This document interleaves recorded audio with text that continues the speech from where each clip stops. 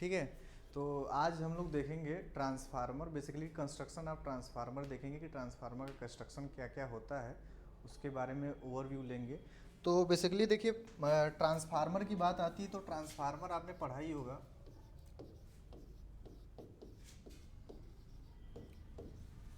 Electrical machine के अंदर transformer का बहुत ही ज़्यादा इम्पार्टेंस है। और ट्रांसफार्मर होता क्या है कि ट्रांसफार्मर एक स्टैटिक मशीन होता है। क्या होता है, अगर पॉइंट्स की बात देखी जाए तो ट्रांसफार्मर आप क्या क्या है, स्टैटिक मशीन होता है। या आप ये बोल सकते हैं कि ट्रांसफार्मर के अंदर कोई भी रोटेटिंग पार्ट्स नहीं होता, ठीक है। और रोटेटिंग पार्ट्स न होने की वजह से भी आप जानते हैं कि ट्रांसफार्मर की जो इफ़िशियंसी होती है नियर अबाउट 90% से, मैक्सिमम टाइम में 90% से ऊपर ही होती है। ट्रांसफार्मर का अगर डिफिनीशन देखेंगे तो ट्रांसफार्मर अगर होता है बेसिकली,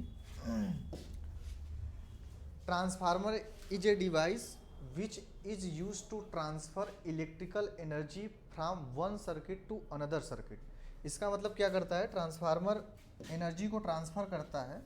अगर आप देखेंगे वाइंडिंग की बात किया जाए तो यहाँ से वो क्या करता है, पावर को ट्रांसफ़र करता है एक इलेक्ट्रिकल सर्किट से दूसरे इलेक्ट्रिकल सर्किट में। अगर यहाँ आपने इनपुट दे दिया वोल्टेज V1 और यहाँ आपका करंट गया I1, देन अगर नंबर ऑफ टर्न्स प्राइमरी का N1 है, सेकेंडरी का N2 है, यहाँ पे अगर आपको वोल्टेज मिल रहा है V2 और यहाँ पे आपका करंट आ गया I2, तो आप जानते हैं ट्रांसफार्मर के यहाँ से अगर देख लिया जाए तो V1 I1 equal to V2 I2, यानी जो पावर का ट्रांसफ़र होता है एक आइडियल ट्रांसफार्मर के केस में, वो हमेशा क्या होता है, जितना आप इनकमिंग देंगे उतना ही आउटगोइंग मिलता है।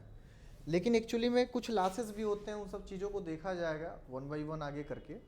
तो ये दोनों आपने देखा, यहाँ पे आपने सप्लाई दिया V1, यहाँ पे प्राइमरी वाइंडिंग, ये आपका सप्लाई होता है, टर्मिनल वोल्टेज आपने बोल दिया V1 है, ये प्राइमरी वाइंडिंग में करंट I1 है, number of turns primary winding का N1 है। ये सिंबल बना होता है कोर के लिए, जो कि कोर को डिनोट करता है, ठीक है। उसके बाद ये आती है आपकी सेकेंडरी वाइंडिंग N2, उसके बाद आपका V2, ये करंट I2। लेकिन देखिए इस लेवल पे आप जो देख रहे हैं यहाँ पे ट्रांसफार्मर में प्राइमरी और सेकेंडरी वाइंडिंग होता है। कभी भी आप ऐसे देखेंगे तो ट्रांसफार्मर के अंदर बेसिकली हाई वोल्टेज वाइंडिंग और लो वोल्टेज वाइंडिंग होता है, ठीक है। हमेशा आपका जब भी रेटिंग आप देखेंगे मैन्युफैक्चरर जो होता है वो हमेशा हाई वोल्टेज और लो वोल्टेज वाइंडिंग होता है। अगर प्राइमरी वाइंडिंग की बात की जाए, यहाँ पे जो आप देखते हैं जिसमें आप सप्लाई देते हैं, जिस साइड आप सप्लाई देंगे उसको प्राइमरी वाइंडिंग कहेंगे, और जहाँ पे आपका लोड कनेक्ट होता है वो आपका क्या होता है, सेकेंडरी वाइंडिंग होता है। ट्रांसफार्मर की अगर कंस्ट्रक्शन की बात किया जाए तो ट्रांसफार्मर का जो कंस्ट्रक्शन होता है वन बाई थोड़ा सा देख लेते हैं। अच्छा हाँ, ट्रांसफार्मर में एक चीज़ और मैं आपको बता रहा हूँ, ये थोड़ा सा फारगेट कर गया, कि जो ट्रांसफार्मर होता है उसमें आपका फ्रीक्वेंसी जो होता है वो क्या होता है, कांस्टेंट होता है, यानी आपका फ्रीक्वेंसी चेंज नहीं होगा। दूसरी सबसे बड़ी बात है ये पावर, ये भी आपका क्या होता है, एक तरह से आप कह सकते हैं कांस्टेंट ही होता है, जितना आप इनकमिंग लेंगे उतना ही दूसरे सर्किट में आउटगोइंग के रूप में मिलेगा। यानी पावर भी आपका कांस्टेंट होगा, फ्रीक्वेंसी भी कांस्टेंट होगा। और यहाँ पे करता क्या है फिर, अगर यहाँ से इसको हटा दिया जाए, अगर आप पावर को देखेंगे कांस्टेंट रहेगा, तो जैसे आप लोगों ने सुना ही होगा बहुत पहले डिफिनीशन के रूप में कि ट्रांसफार्मर क्या करता है, जैसे अगर यहाँ पे आपका हाई वोल्टेज है, this is the high voltage primary side पे, तो यहाँ पे करंट आपका लो हो जाता है।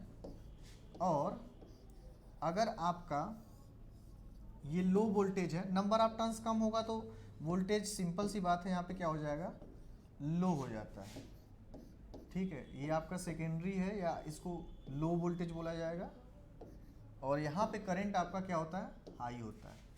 और देखिए ये आपका जो ट्रांसफार्मर हो गया उसको स्टेप डाउन ट्रांसफार्मर बोलेंगे, क्योंकि यहाँ पे आपने प्राइमरी में नंबर ऑफ टर्न्स अधिक हो गया कंपेयर टू इसके सेकेंडरी के, तो इसको आप बोल देंगे स्टेप डाउन ट्रांसफार्मर, ठीक है। और अगर आपने थोड़ा जानते ही होंगे कि देखिए स्टेप डाउन ट्रांसफार्मर का ज़्यादा यूज आप किस में करते हैं, इलेक्ट्रिक फर्नेस में करते हैं, क्योंकि इलेक्ट्रिक फर्नेस में क्या होता है या वेल्डिंग ट्रांसफार्मर जो होता है वहाँ पे आपको चाहिए हाई करंट।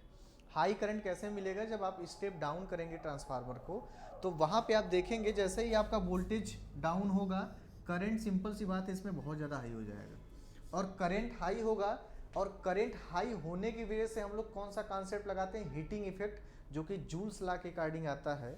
वो क्या होता है? H बराबर H equal to I square R into T. यानी हमारा मेन अप्रोच ये रहता है कि वेल्डिंग ट्रांसफार्मर के अंदर करंट को आपको क्या करना होता है? बहुत ज़्यादा हाई करना पड़ता है।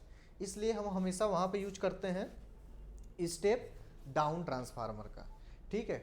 और आपने एक और एडवांटेज देखा होगा ट्रांसफार्मर का, जैसे आप लोगों ने पीटी का यूज करते हैं, पोटेंशियल ट्रांसफार्मर। पोटेंशियल ट्रांसफार्मर क्या होता है? मेजरमेंट के अंदर आपने पढ़ा होगा, जब भी आपको हाई एसी साइड के वोल्टेज को मेजर करना होता है तो आप वहाँ पे किसका यूज करते हैं? पीटी का।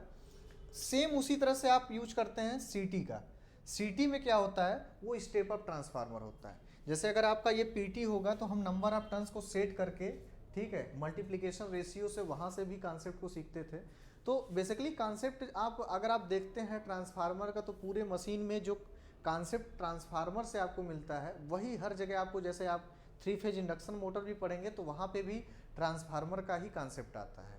तो इसलिए ये बहुत ही ज़्यादा इंपॉर्टेंट हो जाता है किसी भी इलेक्ट्रिकल इंजीनियर के लिए, क्योंकि बिना इलेक्ट्रिकल मशीन में, और मशीन में सबसे ज़्यादा इंपॉर्टेंट अगर आप रखता है तो ट्रांसफार्मर है। और आप अगर इसकी बात करें किस प्रिंसिपल पर ऑपरेट करता है, तो म्यूचुअल इंडक्शन पे काम करता है, ठीक है। म्यूचुअल इंडक्शन होता है, यही इसका वर्किंग प्रिंसिपल होता है, म्यूचुअल इंडक्शन, या बोल सकते हैं इलेक्ट्रोमैग्नेटिक इंडक्शन प्रिंसिपल पे काम करता है, ठीक है। ये इसका प्रिंसिपल है जिसपे ये क्या करता है? ट्रांसफार्मर ऑपरेट करता है। अब टाइप्स की बात किया जाए तो बहुत सारे होते हैं। अगर सप्लाई के अकॉर्डिंग देखा जाए तो single phase transformer, 3 phase transformer, ठीक है। और अगर ऐसे देखा जाए कंस्ट्रक्शन के हिसाब से तो ऐसे भी कई टाइप के होते हैं। एक आता है आपका कोर टाइप, फिर आपका आता है सेल टाइप, फिर उसके बाद आता है बेरी टाइप ट्रांसफार्मर, ठीक है। उसके बाद भी बहुत सारे ऐसे ट्रांसफार्मर होते हैं जो हम स्पेशल यूज में करते हैं, जैसे ऑटो ट्रांसफार्मर हो गया, ठीक है। उसके बाद आपका वेल्डिंग ट्रांसफार्मर हो गया, ट्रैक्शन ट्रांसफार्मर जो कि इंडियन रेलवे में यूज होता है, बूस्टर ट्रांसफार्मर, बहुत सारे ट्रांसफार्मर है। एक तो ड्राई टाइप ट्रांसफार्मर, और ड्राई टाइप ट्रांसफार्मर जो होता है उसके अंदर हम कोई भी आयल यूज नहीं करते, इसलिए। और डाई टाइप ट्रांसफार्मर का ज़्यादा बेसिकली यूज आपको कहाँ पे देखने को मिलेगा? आप पेट्रोलियम इंडस्ट्री में चले जाइए या फॉरेस्ट वगैरह में चले जाइए, वहाँ पे यूज होता है। क्योंकि ड्राई टाइप ट्रांसफार्मर के अंदर आयल यूज ना होने की वजह से उसमें आग या फायर लगने की पॉसिबिलिटी जो होती है वो बहुत ही कम होती है। बाकी अगर आप इसमें देखते हैं, आयल ट्रांसफार्मर जो आपका होता है उसके अंदर अगर आयल की डाइलेक्ट्रिक स्ट्रेंथ यानी परावैद्युत सामर्थ्य अगर कम हो जाएगी तो उस आयल के अंदर फायर होने की संभावना या पॉसिबिलिटी ज़्यादा हो जाती है। इसलिए हम जहाँ पे भी पेट्रोलियम इंडस्ट्री है या केमिकल इंडस्ट्री है वहाँ पे जरा सा भी रिस्क नहीं लेते, और वहाँ पे आप किस ट्रांसफार्मर का यूज करते हैं? ड्राई टाइप ट्रांसफार्मर का यूज करते हैं, ठीक है। तो आगे चलते हैं। देखिए यहाँ पे क्या आपने देखा, इसमें पावर अगर कांस्टेंट अगर आप रखेंगे तो एक आपको इक्वेशन बड़ा अच्छा सा मिलेगा। इसको हटा देते हैं। यहाँ पे आपको इक्वेशन क्या मिलेगा? अगर प्राइमरी वोल्टेज आपका हाई वोल्टेज है, IL मतलब प्राइमरी साइड में लो करंट, उधर आप जाएंगे तो वहाँ पे क्या होगा? Low voltage and high current.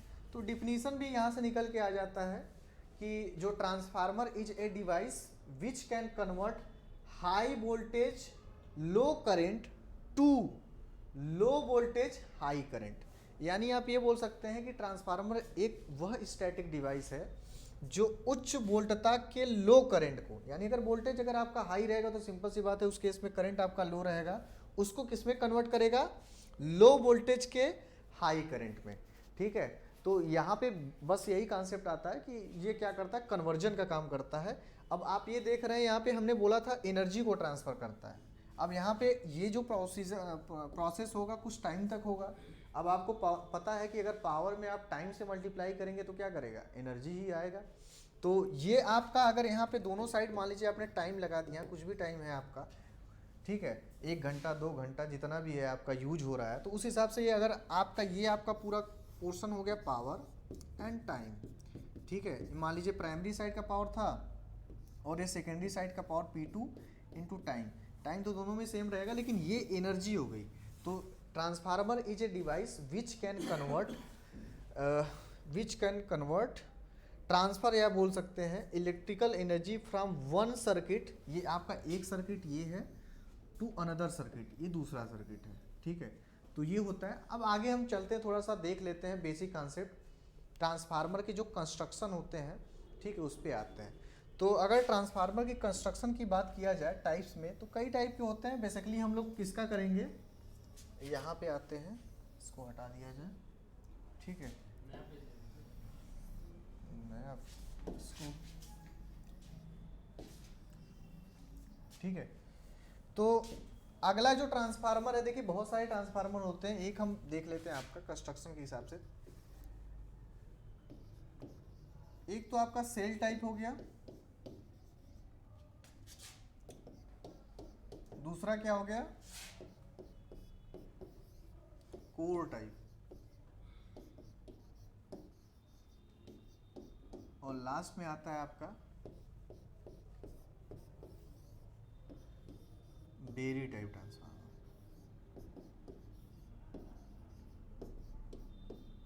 ठीक है। तो ये जो ट्रांसफार्मर के बेसिकली कंस्ट्रक्शन है, सेल टाइप, कोर टाइप और बेरी टाइप ट्रांसफार्मर के, वो हम वन बाय वन क्या करेंगे, देखेंगे। तो बेसिकली अगर ट्रांसफार्मर की कंस्ट्रक्शन की बात किया जाए तो हम एक बार देख लेते हैं कि कोर का, फिर सेल का, फिर बेरी का, ठीक है। तो यहाँ से पहला अपना आता है कोर टाइप ट्रांसफार्मर, या सेल टाइप ही पहले बात कर लेते हैं। तो सेल वाले में क्या होता है, देख लीजिए इधर, ये आपका क्या होता है, कोर होता है। अच्छा हाँ, कंस्ट्रक्शन की बात किया जाए तो आपको पता ही होगा, ये आपका जो होता है एक्चुअली में यहाँ पे जो विड्थ होता है सेम वहाँ पे होता है। आप बस इस कॉन्सेप्ट को समझिए, भले डायग्राम में आपको न दिख रहा हो, ठीक है। तो जो, अच्छा हाँ, पहली बात ये आई कि ट्रांसफार्मर में जो कोर बना होता है उसकी बात अगर हम कर लें, तो जो ट्रांसफार्मर के अंदर कोर होता है उसका जो शेप होता है ये सबको पता ही होगा, ठीक है। एक तो आपका ई शेप का होता है, एक सेकेंड इसको हटा दें, अच्छे से बना लेते हैं। पहले आपको कोर के बारे में ही बता देते हैं हल्का सा, क्योंकि डायरेक्ट इस पे आना प्रॉपर नहीं होगा। देखिए आपका जो ट्रांसफार्मर होता है उसमें कोर होता है, वो कोर आपका ई शेप का भी हो सकता है, आई शेप का भी हो सकता है, यू शेप का भी हो सकता है, और टी शेप का भी हो सकता है, ठीक है। तो ट्रांसफार्मर के अंदर ये कोर होते हैं, जो शेप होता है ये इस टाइप का होता है, इन्हीं को आप असेंबल करते हैं आपस में और उसके द्वारा क्या करते हैं, ट्रांसफार्मर को बनाते हैं। अगर बात किया जाए कोर का, तो कोर जो होता है ट्रांसफार्मर का, ठीक है, क्योंकि इसके अंदर लासेस होते हैं, आपको पता होगा ट्रांसफार्मर के अंदर कई टाइप के लासेस होते हैं। और जो जब कोर की डिज़ाइन करते हैं तो उसके मटेरियल को भी हम ध्यान में रख के बनाया जाता है कि कोर जो होना चाहिए वो लेमिनेटेड होना चाहिए, ठीक है। लेमिनेशन होने का मतलब पतली पतली पट्टियों के रूप में हम क्या करते हैं, उसको थोड़ा बनाते हैं, ताकि उससे क्या हो, आपका ईडी करंट लॉसेस, लेमिनेशन के द्वारा आपका ईडी करंट लॉसेस को क्या किया जाता है, कम किया जाता है। उसके बाद जो मटेरियल लिया जाता है वो क्या लिया जाता है, सिलिकॉन। सिलिकॉन के साथ स्टील का बनाते हैं, मतलब सिलिकॉन CRGO बोल सकते हैं आप, सिलिकॉन स्टील का लेते हैं। सिलिकॉन ओनली और ओनली इसके अंदर कितना रखते हैं, सिलिकॉन की जो क्वांटिटी होती है 4% रखी जाती है। अगर आप इससे ज़्यादा लेंगे तो उसका नेचर जो होगा कोर का, वो ब्रिटल नेचर हो जाएगा। ब्रिटल नेचर कहने का मतलब ये है कि ट्रांसफार्मर के अंदर भंगुरता वाली क्वालिटी आ जाएगी। जैसे लाइक ग्लास होता है, ग्लास को अगर आप ठीक है गिरता है तो सीधे क्या होता है, चिटक जाएगा, टूट जाएगा, ठीक उसी प्रकार से। तो हम इन सब चीज़ों का ध्यान रखते हैं कि सिलिकॉन को 4% मिलाते हैं, उससे ऊपर आप मिला नहीं सकते, ठीक है। और स्टील का यूज करते हैं, परमिबिलिटी उसकी हाई होती है, ठीक है। परमिबिलिटी हाई होगा तो सिंपल सी बात है, ज़्यादा से ज़्यादा फ्लक्स आपका सेटअप होगा और वो अच्छी बात है ट्रांसफार्मर के लिए, इसलिए हम उन सब चीज़ों का ध्यान रखते हैं, ठीक है। अब आगे आते हैं हम लोग, इसमें देख लेते हैं सेल, कोर और बेरी को वन बाई वन, ठीक है। और हाँ याद रखिएगा, जो कोर होता है जो हिस्टेरेसिस लॉस को कम करता है वो मटेरियल की प्रॉपर्टीज़ पे आता है, जो कि आप CRGO यूज करते हैं या सिलिकॉन स्टील बोल सकते हैं। सीआरजीओ का फुल फॉर्म आपको, सीआरजीओ का जो फुल फॉर्म होता है वो होता है कोल्ड रोल्ड ग्रेन ओरिएंटेड, उसके बाद आपका ये आता है स्टील। इसकी स्टील की परमेबिलिटी अच्छी होती है, ठीक है, इसलिए हम इस मटेरियल का यूज करते हैं, ठीक है। अब बात आती है सेल टाइप ट्रांसफार्मर और कोर टाइप ट्रांसफार्मर की। एक बार पहले कोर को देख लिया जाए, ठीक है, फिर सेल को देखते हैं। तो देखिए जो कोर टाइप ट्रांसफार्मर होता है उसकी डिजाइन अगर आप देखेंगे,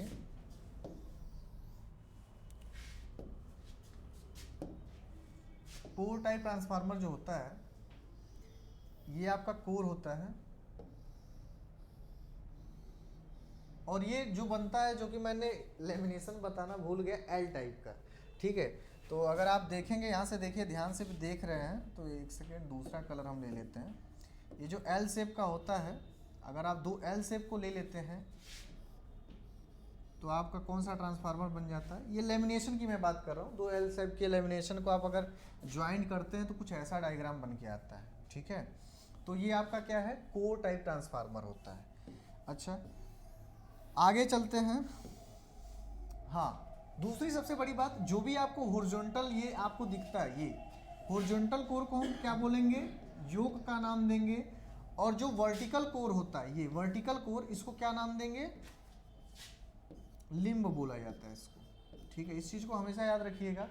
योक आपका हॉरिजॉन्टल होगा, जो वर्टिकल होगा उसको लिम्ब बोला जाएगा, ठीक है। इसको हटा दिया जाए।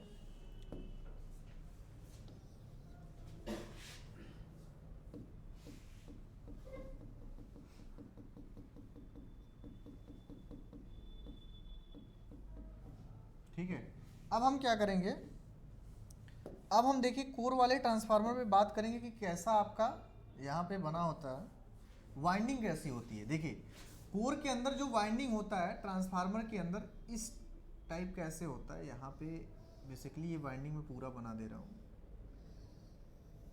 दूसरे कलर से यूज कर लेते हैं। ये आपका जो होता है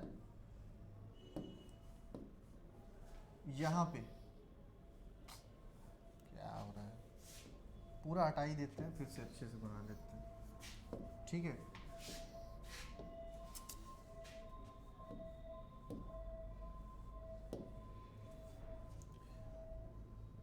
येलो कलर ले लेते हैं, यहाँ से आप बना लेते हैं ट्रांसफार्मर को। ये देखिए कोर है, दो हमने एल शेप का मिलाया, उसके बाद ये कोर टाइप बन रहा है। उसके बाद यहाँ पे बात की जा रही है किसकी, वाइंडिंग की। ये देखिए यहाँ पे जो वाइंडिंग होता है, उसके बाद इंसुलेशन, फिर वाइंडिंग, ये बीच में होता है इंसुलेशन। और ठीक उसी प्रकार से यहाँ पे भी ऐसे होता है, ये आपका होता है वाइंडिंग। इंसुलेशन को मैं दूसरे कलर से दिखा दे रहा हूँ, यहाँ पे कलर ले लेते हैं ग्रीन, हमें लगता है ग्रीन आपको अच्छे से दिखेगा। ये देखिए इंसुलेशन होता है, और ये जो होता है ये आपका होता है लो वोल्टेज वाइंडिंग। कौन सी वाइंडिंग, लो वोल्टेज। और ये जो बाहर होता है वो होता है हाई वोल्टेज वाइंडिंग, ठीक है। और इसके बीच में क्या होता है, इंसुलेशन होता है। यहाँ पे भी होता है, यहाँ पे भी इंसुलेशन होगा, यहाँ पे भी इंसुलेशन होगा। और ये जो वाइंडिंग होती है, आप ऐसे देखेंगे अगर, तो ये अगर रेड कलर से है ना, तो यहाँ से देख लेते हैं। देखिए ये पीछे से ऐसे ऐसे जाता है, अगर 3D में देखेंगे तो ये यहाँ से ऐसे जाता है, फिर ये ऐसे जाता है, ये ऐसे होता है, फिर ये आपका ऐसे यहाँ से, फिर ये ऐसे ऐसे जाता है, ठीक है। वाइंडिंग का आपने फ्रंट व्यू देख रहे हैं, टॉप व्यू देखेंगे तो कुछ ऐसा जाके बनेगा, ठीक है। इसमें कई बार ये पूछा जाता है कि वाइंडिंग, आप लो वोल्टेज वाइंडिंग को इनर साइड में या कोर के साइड में क्यों रखा जाता है। तो लो वोल्टेज वाइंडिंग को कोर के साइड में रखने का सबसे बड़ा रीजन ये है कि यहाँ पे इंसुलेशन की रिक्वायरमेंट क्या होती है, कम होती है, इंसुलेशन कम लगता है। और जो हाई वोल्टेज वाइंडिंग है उसको हमेशा आउटर साइड में रखा जाता है। आउटर साइड में रखने से क्या होता है कि इंसुलेशन की रिक्वायरमेंट कम हो जाती है। क्यों, क्योंकि आपको पता है कि जो इंसुलेशन होता है वो डायरेक्टली प्रोपोर्शनल टू होता है वोल्टेज के। यानी अगर वोल्टेज आपका ज़्यादा होगा तो इंसुलेशन की रिक्वायरमेंट भी क्या होगी, ज़्यादा होगी। और दूसरा सबसे अच्छा रीज़न ये निकल के आता है कि देखिए अगर आपको टैपिंग करना होगा, टैपिंग मतलब वोल्टेज को कंट्रोल करना, ठीक है। तो यहाँ पे जब हाई वोल्टेज वाइंडिंग में आप टैपिंग करेंगे तो वोल्टेज में काफ़ी ज़्यादा चेंज देखने को मिलेगा, और टैपिंग हमेशा हाई वोल्टेज वाइंडिंग पे ही किया जाता है।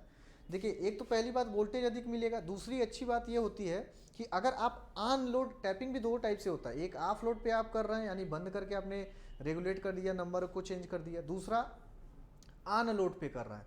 तो ऑन लोड पे करेंगे जब जब ट्रांसफार्मर लोडेड है तो उस समय ऑन लोड टैप चेंजर का यूज करते हैं, और उस समय जब आप टैपिंग करेंगे तो उस समय हो सकता है कि स्पार्किंग होता ही है।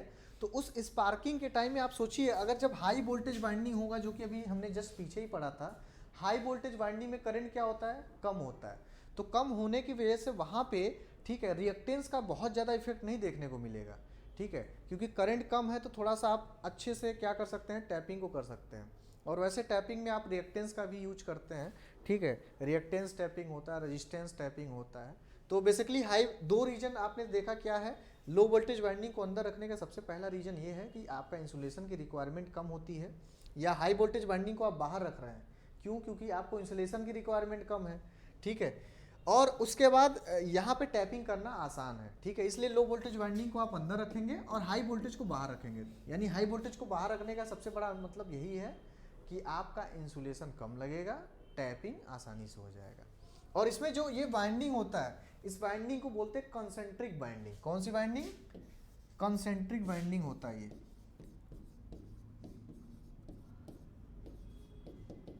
ठीक है, कंसेंट्रिक वाइंडिंग होता है। उसके बाद देखिए, ये आपका जो सर्किट बनता है, अगर आप देखेंगे ध्यान से, यहाँ पे कलर ये ले लिया जाए, ये देखिए, ये जो आपका सर्किट बन रहा है, ये जो फ्लक्स, आपका जो भी फ्लक्स डेवलप होगा उसके लिए देखिए, क्या फ्लक्स के लिए कोई दूसरा पाथ बन रहा है, एक ही पाथ है जिससे वो क्या कर रहा है, ट्रेवल कर रहा है। तो यहाँ पे आप देखेंगे जो ट्रांसफार्मर का ये सर्किट बन रहा है, ये जो फ्लक्स आपका फ्लो सेट हो रहा है, वो सीरीज के रूप में हो रहा है। क्यों, क्योंकि इसके लिए कोई दूसरा ऐसा पाथ नहीं है जहाँ से डिस्ट्रीब्यूट हो जाए या बट जाए। जो फ्लक्स की वैल्यू सेम है वो हर जगह कोर पे आपका सेम है, ठीक है। और सेम जैसे यहाँ पे आपका बना होता है, सेम इधर भी आपकी वाइंडिंग होती है, यहाँ पे भी लो वोल्टेज होगा, यहाँ पे भी हाई वोल्टेज होगा, ठीक है। तो ये आपका कैसा सर्किट हो जाता है, सिंपल सी बात है, यहाँ पे आ जाएगा series magnetic circuit, series magnetic circuit, ठीक है। जैसे आपने अगर इलेक्ट्रिकल सर्किट के अंदर पढ़ा होगा तो ये तो पढ़ा ही होगा, जिस सर्किट के अंदर करंट की वैल्यू सेम होती है उसको सीरीज सर्किट बोला जाता है। तो यहाँ पे क्या है, यहाँ पे फ्लक्स है, करंट के प्लेस पे आप एनालॉजी देखेंगे तो यहाँ फ्लक्स है, तो फ्लक्स भी कहाँ हो रहा है, चेंज थोड़ी हो रहा है, वो उसके लिए एक ही पाथ है, वो कहीं डिस्ट्रीब्यूट नहीं हो रहा, तो इसीलिए आपने क्या बोल दिया, सीरीज मैग्नेटिक सर्किट। दो चीज़ याद रखिएगा, पहला लो वोल्टेज वाइंडिंग कोर के साइड होता है, हाई वोल्ट उसके बीच में इंसुलेशन, फिर हाई वोल्टेज वाइंडिंग, ठीक है।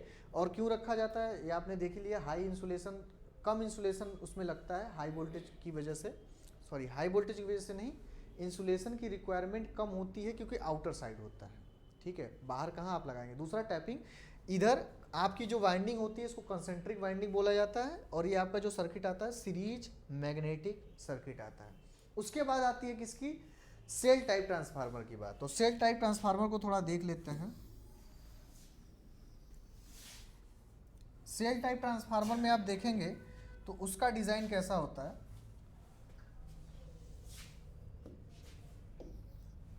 ठीक है, सेल वाले का डिजाइन थोड़ा सा डिफरेंट होता है। ये मेन कोर हो गया,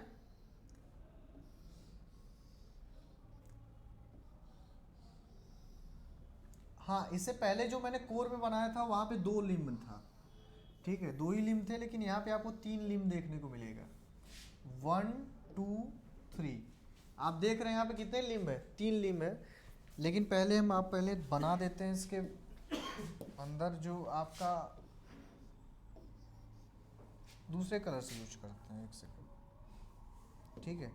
ये देखिए इसमें क्या होता है, एक हाई वोल्टेज फिर लो वोल्टेज, फिर क्या होगा, फिर आपका क्या होगा, यहाँ हाई वोल्टेज फिर लो वोल्टेज, ठीक है, 1 by 1 होता रहता है यहाँ पे, हाई वोल्टेज लो voltage, high voltage low voltage.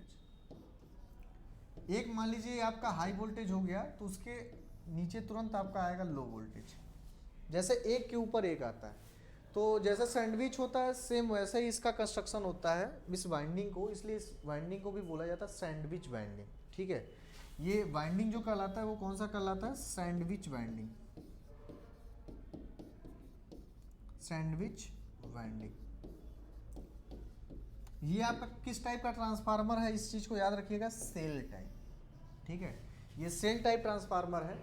और इसमें क्वेश्चन कैसे आएगा? इसमें क्वेश्चन ये पूछ सकता है कितने लिम्ब है, तो लिम्ब आपको दिख ही रहा है कितना है, 1 2 3। जो भी वर्टिकल आपका है वो क्या है? लिम्ब है। जो हॉरिजॉन्टल है वो आपका क्या है? योक है। तो इसमें योक 1 और 2 दो ही है। फिलहाल में लिम्ब आपको 3 दिख रहा है। अब आगे आते हैं तो आगे इसमें एक और पॉइंट आएगा कि जो इसके अंदर फ्लक्स सेटअप होगा। ठीक है, ध्यान से देखिएगा कुछ और पॉइंट इसके अंदर, जैसे यहाँ पे ये क्रॉस सेक्शन एरिया देख रहे हैं, ये जो अगर ए होगा तो ये आपका cross section area just half हो जाता है, a/2। ठीक है, ये भी आपका क्या हो जाता है? a/2। यानी ये क्रॉस सेक्शन एरिया अधिक होता है। जो सेंट्रल लिम्ब होता है, इसको सेंट्रल लिम्ब बोला जाता है। सेंट्रल इसलिए बोला जाता है क्योंकि सेंटर में है। ठीक है, तो इसका जो क्रॉस सेक्शन एरिया होता है, मतलब यहाँ पे जो आपका एरिया आएगा वो क्या होगा? ये एरिया बहुत ज़्यादा होता है, इसका जस्ट डबल होता है। और यहाँ पे जो फ्लक्स सेटअप होगा, जब इसके अंदर फ्लक्स जाएगा तो फ्लक्स कैसे जाएगा इस चीज़ को थोड़ा देख लेते हैं। ये मान लीजिए आपका फ्लक्स फाई है, तो अब यहाँ पे जो फ्लक्स गया, क्योंकि अब देखिए यहाँ पे इसके लिए क्या है? 2 पाथ है, तो ये क्या करेगा? दोनों पाथ में अलग अलग डिस्ट्रीब्यूट हो जाएगा। यहाँ 5/2 इधर चला जाता है और 5/2 इधर चला जाता है। फिर फाइनली इधर से 5/2 मिलके क्या हो जाएंगे? मिलेंगे और सिंपली क्या हो जाएंगे? 5 बन जाएंगे। तो आपने देखा यहाँ पे फ्लक्स क्या हो रहा है? अलग अलग 2 पार्ट्स में डिवाइड हो जा रहा है। और सिंपल सी बात है, जैसे वहाँ पे आपने पढ़ा था करंट डिवीजन होता तो वो पैरेलल सर्किट कहलाता था। इसी तरह से ये भी क्या है आपका? ठीक है, पैरेलल मैग्नेटिक सर्किट होगा, क्योंकि यहाँ पे आपका क्या हो रहा है? फ्लक्स डिवाइड हो जा रहा है। तो ये आपका क्या आएगा? Parallel magnetic circuit. ठीक है, तो 2 चीज़ें हैं इसके अंदर। पहला कि आपका ये क्या है, यहाँ पे जो फ्लक्स हैं आपके वो क्या हो रहे हैं? 2 पार्ट्स में टूट जा रहे हैं। और ये सर्किट आपकी पैरेलल मैग्नेटिक सर्किट हो गया। वाइंडिंग आपकी सैंडविच वाइंडिंग हो गया। सैंडविच वाइंडिंग क्यों है? क्योंकि एक के ऊपर एक वाइंडिंग आप रख रहे हैं। ठीक है, लास्ट में आता है बेरी टाइप ट्रांसफार्मर। इसका कंस्ट्रक्शन कुछ ऐसा ही होता है। ठीक है, तो ये बहुत ज़्यादा इंपॉर्टेंट नहीं है, इस टाइप का कंस्ट्रक्शन होता है, इसी में वाइंडिंग होती है इसकी। तो बेसिकली आपका मेन जो आता है, एक तो आपका कोर टाइप ट्रांसफार्मर, दूसरा आपका shell type transformer. Berry type transformer का कंस्ट्रक्शन कुछ ऐसा ही होता है। ठीक है, तो ये बेसिकली ओवरव्यू हमने देखा ट्रांसफार्मर के बारे में। ठीक है, थैंक यू।